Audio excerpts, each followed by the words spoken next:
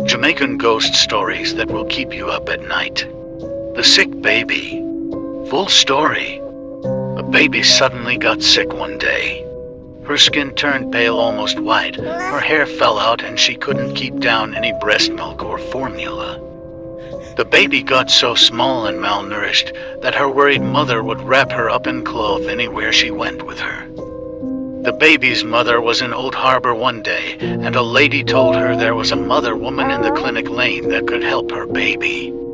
She took the baby there, and the mother woman told her that the baby's granny's DUPPY on the father's side was troubling the baby. The woman asked the mother for $100, and then she paid the baby with the $100 bill. The woman said it was to pay and run the spirits.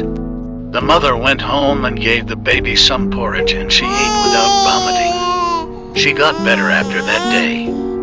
A few weeks later, the mother went to Old Harbor and heard people talking about a lady who carried her baby to the motto woman and make the duppydom kill off the woman. The mother pretended like she didn't know anything. Apparently, the motto woman died that day, right after the mother had left with the baby.